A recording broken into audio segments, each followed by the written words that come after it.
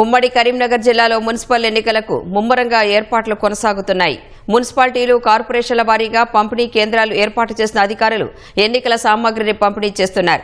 ఉమ్మడి కరీంనగర్ జిల్లాలో కరీంనగర్, రామగుండం నగరపాలక సంస్థలతో పాటు 14 మున్సిపాలిటీల్లో రేపు ఎన్నికలు జరగనున్నాయి.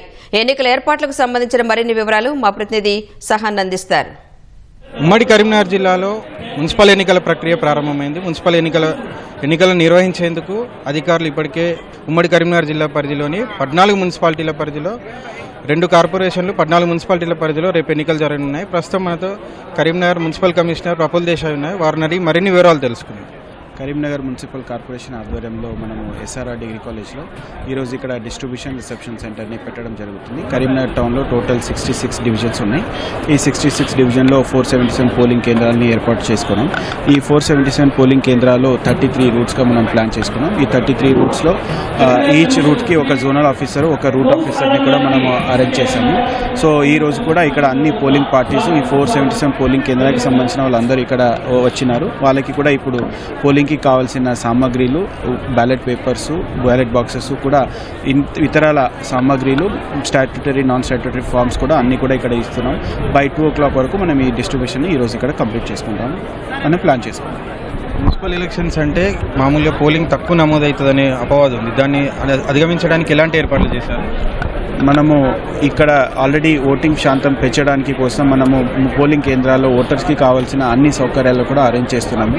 సో మినిమం అష్యూర్డ్ ఫెసిలిటీస్ అంటే డ్రింకింగ్ వాటర్ కావచ్చు, ర్యాంప్స్ కావచ్చు, వీల్ చైర్స్ కావచ్చు, షేడ్ నెట్, ఇతర ఏమైనా ఒక సౌకర్యాలు కావాలంటే పోలింగ్ స్టేషన్స్లో అన్నీ కూడా మనం అరేంజ్ చేస్తాం. Voter facilitation centres, health desk అన్నీ కూడా మనం అక్కడ ప్లాన్ చేసుకున్నాము. ఈ అన్ని పోలింగ్ కేంద్రాల నుంచి కూడా మనము ఏమైనా ఇష్యూస్ జరిగితే ఇమీడియట్ రెస్పాండ్ అవ్వడానికి, ఏమైనా అక్కడ గ్యాప్ ఉంటే కూడా ఇమీడియట్గా మనం రెస్పాండ్ కావడానికి అన్ని కేంద్రాల్లో వెబ్కాస్టింగ్ కూడా చేస్తున్నాము. సో ఎక్కడ కూడా ఏం ఇష్యూ లేకుండా మనము ఈ చర్యలు తీసుకుంటున్నాం. అట్లానే మోడల్ పోలింగ్ స్టేషన్స్ కూడా మనము ఎస్టాబ్లిష్ చేస్తున్నాం. సో ఓటర్స్ ఎక్కడైనా వస్తే వాళ్ళకు కూడా అట్రాక్టివ్ కావడానికి అన్ని అరేంజ్మెంట్ మనం ప్లాన్ చేసుకున్నాం.